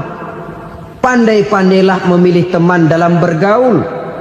Karena banyak orang yang tadinya baik-baik, ketika terseret dalam pergaulan dengan orang yang tidak baik, kebaikannya menjadi lentur dan luntur. Tapi berapa banyak bajingan-bajingan tengik, orang-orang yang berlumur noda dan dosa, tiap hari melakukan maksiat, namun bergaul dengan orang yang baik-baik, pada akhirnya sedikit demi sedikit beringsut dan berangsur dia terbiasa mengikuti kebaikan-kebaikan. Saya tekankan ini kepada remaja karena mereka masih mencari identitas diri. Apa yang mereka lihat mereka mau, apa yang mereka dengar mereka ingin tahu. Coba lihat kehidupan remaja. Pulang nonton film Rambo, pengen jadi Rambo, gagah, maunya belekai melulu. Pulang nonton film Superman, pengen bisa terbang. Pulang nonton India, nyanyi melulu. Wajar, mereka masih mencari identitas diri. Saya ini sebenarnya siapa? Lingkungan, pergaulan akan membentuk itu. Karena itu pandai-pandailah bergaul, karena ia sangat besar pengaruhnya dalam ikut membentuk kepribadian manusia. Apalagi sifat yang jelek lebih cepat menularnya ketimbang sifat yang baik. Sifat yang baik, watak yang soleh itu lambat sekali untuk menular. Tapi yang tidak baik, kan prosesnya mah kalau remaja biasanya mula-mula dengar. Karena dengar lalu pengen tahu. Karena pengen tahu lalu ngeliatin. Begitu ngeliatin kan pengen nyobain. Setelah nyobain ketagihan. Nah, ini prosesnya. Yang namanya ganja, morfin, narkotik awalnya kan begitu. Mula-mula dengar katanya kalau sudah fly to the sky, sudah melayang ke langit katanya, disitulah puncak kebahagiaan. Mulanya cuma dengar. Karena dengar pengen tahu. Karena pengen tahu lalu ngeliat, kumpul sama orang yang suka ngeganja. Setelah ngeliat, nah pengen ngerasain. Begitu ngerasain enak juga, ketagihan.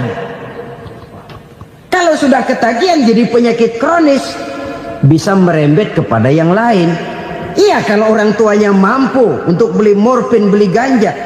Kalau tidak kan pikirannya ngayap, jemuran siapa ya gue sambet.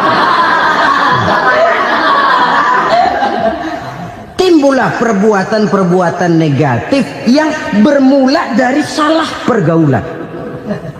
Apalagi buat adik-adik remaja yang tinggal di kota-kota besar, yang pengaruh budaya, pengaruh kesenian, pengaruh struktur kehidupan yang nampak makin individualistis, di mana persaingan tajam, tensi ekonomi tinggi, orang mudah mengalami stres.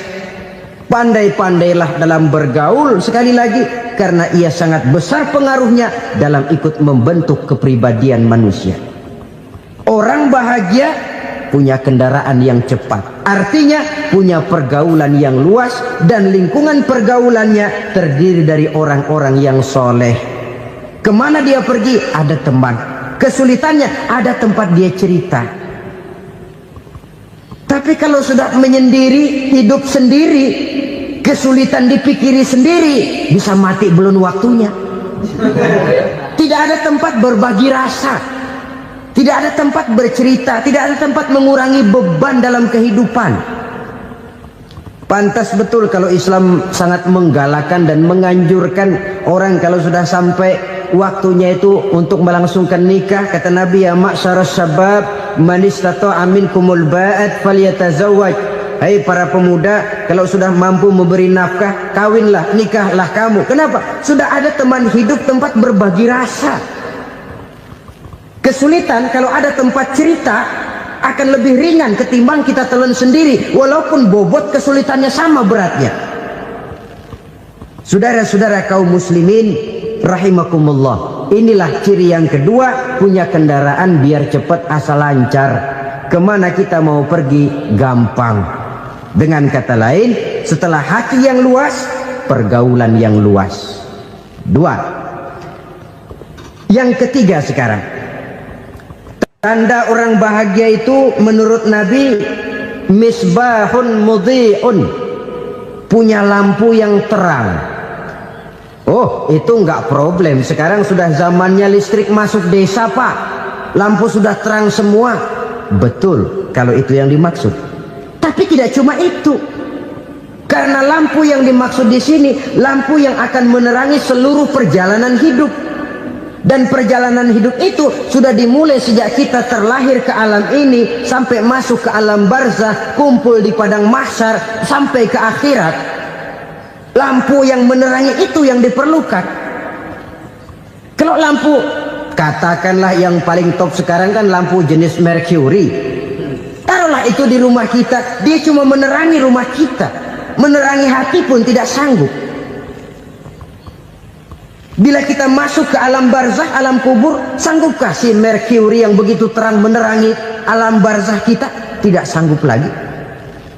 Sanggupkah lampu yang ratusan watt, bahkan puluhan ribu watt menerangi kehidupan di padang mahsyar? Tidak akan sanggup lagi.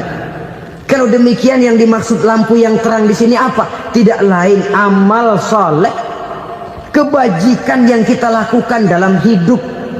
Itu yang akan jadi lampu penerang. Di dunia nama kita akan terang. Jasad kita boleh hancur terkubur tanah, tapi nama kita akan dikenang orang.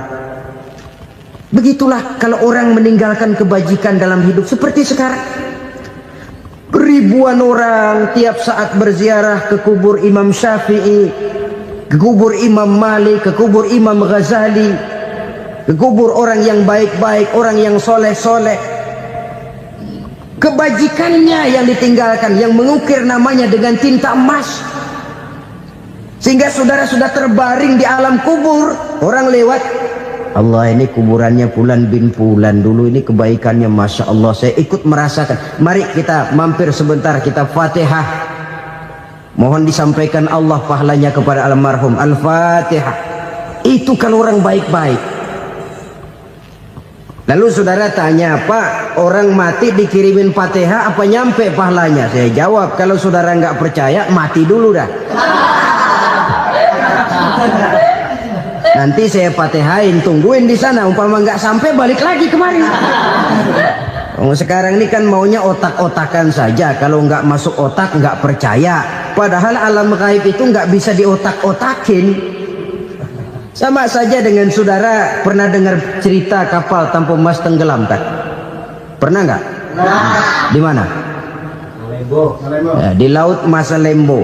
Begitu ke tanpa emas tenggelam, ratusan penumpang itu terjun ke laut, dipermainkan gelombang, berjuang menghadapi maut itu. Orang lagi timbul tenggelam di lautan, dihantam ombak, kita tengokin pakai helikopter.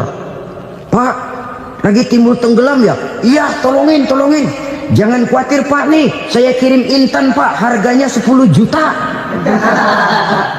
Kira-kira orang yang timbul tenggelam di laut seneng nggak? Tidak. Kan mahal toh intan 10 juta. Kenapa dia nggak senang? Karena intan 10 juta dalam kondisi seperti itu tidak sanggup menyelamatkan dia. Dia akan girang kalau dikirimin ban mobil bekas, dikirimin papan terentang atau bambu. Intan yang 10 juta dia nggak girang. Ban mobil bekas yang 1000 perak, tuh pegang, itu yang dia girang betul. Inilah sebabnya Nabi berkata, mal mayyitu fi qabrihi illa kal ghariqil mutaghawwis. Orang yang meninggal di alam kuburnya seperti orang timbul tenggelam di lautan. Yantaziru da'watan min ahli, menunggu doa dari keluarganya yang masih hidup. Duh, bapak saya sudah meninggal, saya sayang benar sama dia. Kirimin kulkas ke kuburannya Itu sama saja dengan tadi orang tenggelam di lautan dikirimi intan yang harganya 10 juta, ndak sampai. Begitulah kalau kebajikan yang kita tinggalkan dalam hidup, sudah mati pun kubur kita masih diziarahi orang. Tapi kalau jahat yang kita tinggalkan, boro-boro lah orang mau doa lewat dekat kuburan kita juga serem. Tuh bajingan no, dulu mati dipendem di situ tuh. Jangan lewat situ, ntar kesurupan, jangan. Lewat saja orang ngeri. Konon lagi membacakan Fatihah dan mengirimkan doa. Hidup pada hakikatnya adalah kesempatan untuk berbuat baik. Maka sekali kesempatan itu diberikan, manfaatkan dengan sebaiknya. Sebab kesempatan kedua tidak akan pernah ada. Kesempatan berbuat baik di sini, di akhirat sudah pembalasan namanya. Sekali kesempatan itu dicabut, dia tidak akan pernah dikembalikan lagi. Kata Iqbal, hidup tidak mundur ke belakang, Bung. Berhenti diinjak orang, mundur hancur. Tidak ada kata mundur dalam hidup ini. Berhenti diinjak orang, mundur kecebur. Tidak ada kata lain, harus maju dalam kehidupan dalam artian yang positif. Hidup adalah kesempatan untuk mengumpulkan kebajikan yang sebanyak-banyaknya. Di situ nilai daripada manusia. Sekarang ini memang nggak kelihatan kok, orang yang banyak pahala sama yang banyak dosa nggak kelihatan kok. Barangkali kalau habis bikin dosa palanya pada benjol, mungkin orang takut sama dosa. Tapi sekarang sama saja, orang yang banyak dosa dengan yang nggak banyak dosa jalan bareng dari belakang, sama, nggak kelihatan beda. Tapi ada waktunya di mana pahala memegang peranan, di mana dosa diperlihatkan. Sama saja kalau kita bawa mobil siang, lampu kan nggak begitu berfungsi. Apa lalu bilang, alah ini lampu berat-beratin, copot-copotin aja dah. Tidak perlu begitu. Kenapa? Pada suatu saat malam senja akan datang. Bila matahari terbenam, senja pun datang, gelap mulai merayap, disitulah baru terasa perlunya lampu. Pahala begitu. Sekarang orang yang nggak ada pahalanya nggak kelihatan dalam kehidupan. Tapi pada suatu saat senja kehidupan akan datang. Ajal merenggut nyawa, malam merayap, dan hidup mulai diliputi kegelapan di alam barzakh. Dikala itu kalau nggak punya lampu, alangkah malangnya kita. Sebab amal yang baik, kata Nabi, di alam barzakh itu akan diciptakan menjadi perempuan yang cantik menemani kita. Amal yang jahat akan menjadi orang yang paling jelek nemenin kita. Udah di tempat gelap yang nemenin jelek.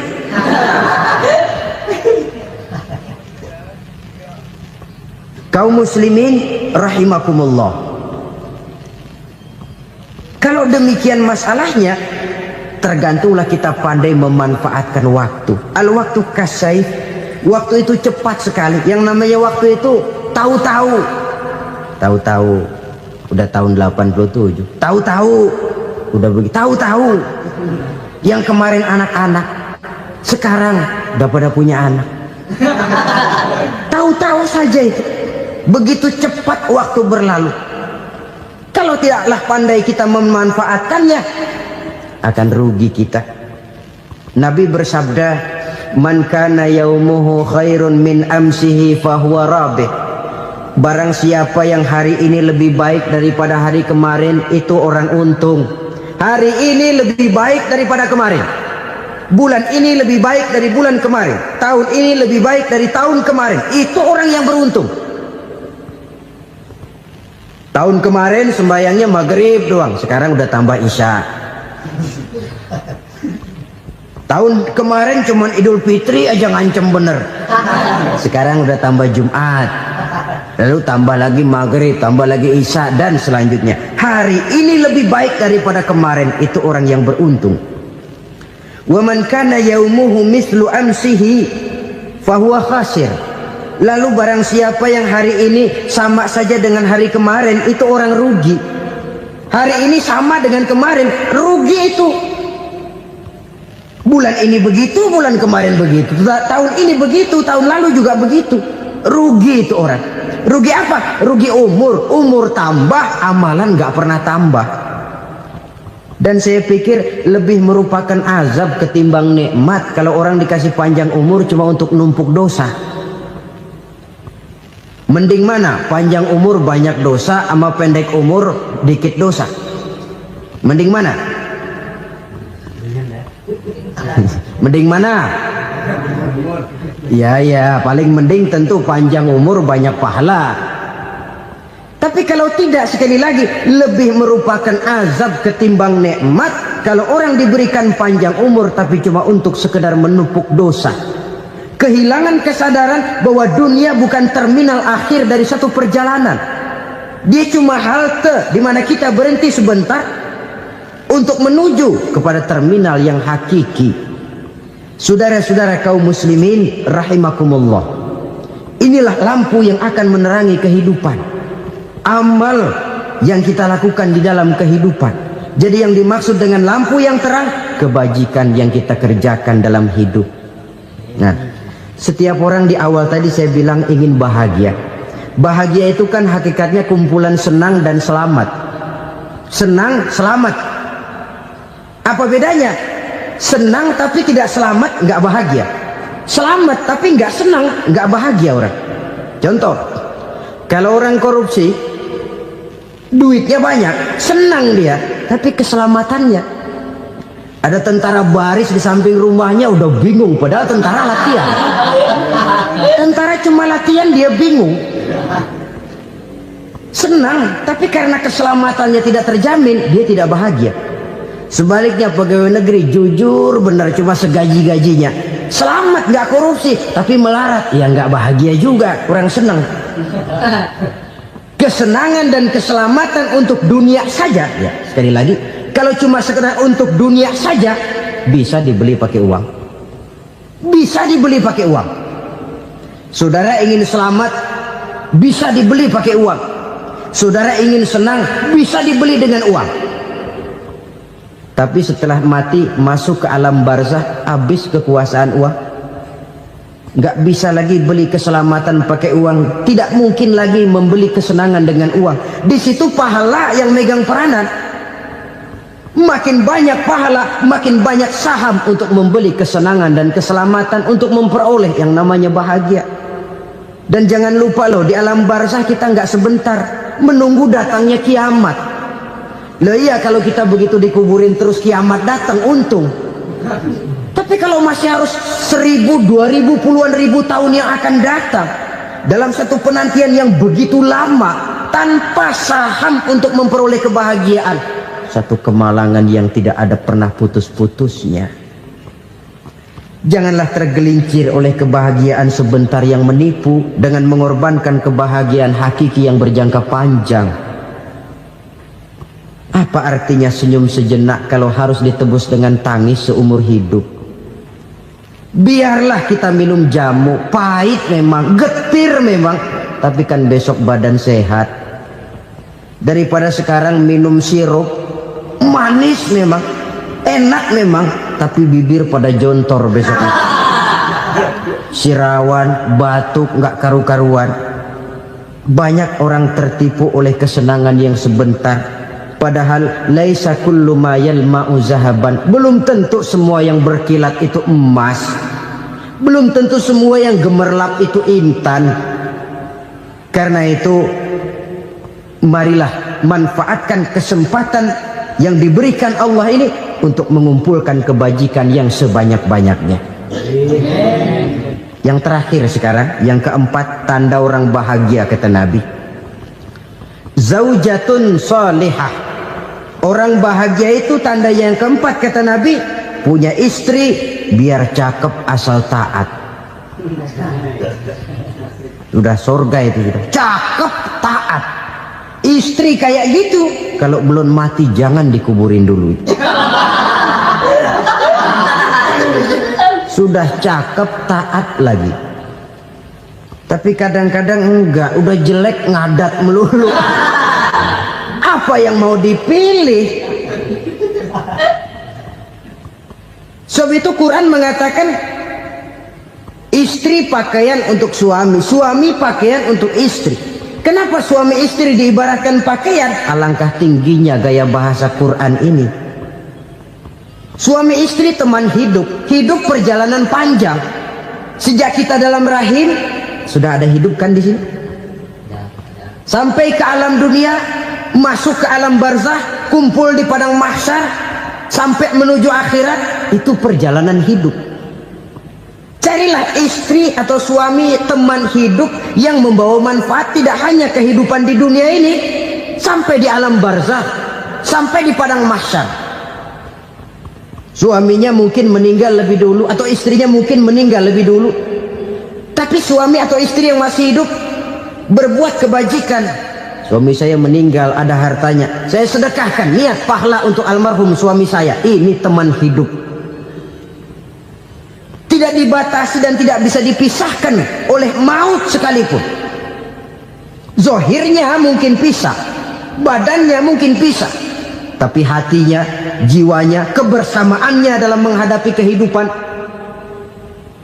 Karena itu saudara-saudara, bahasa Quran indah, suami istri diibaratkan seperti pakaian. Apa fungsi pakaian? Pertama, pakaian jadi kebanggaan. Artinya suami harus menjadi kebanggaan istri, istri harus jadi kebanggaan suami. Yang kedua, pakaian itu kan fungsinya menutup aurat. Artinya sesama suami istri harus saling menjaga kekurangan masing-masing. Jangan malah sesama suami istri saling membongkar rahasia dan aibnya sendiri-sendiri.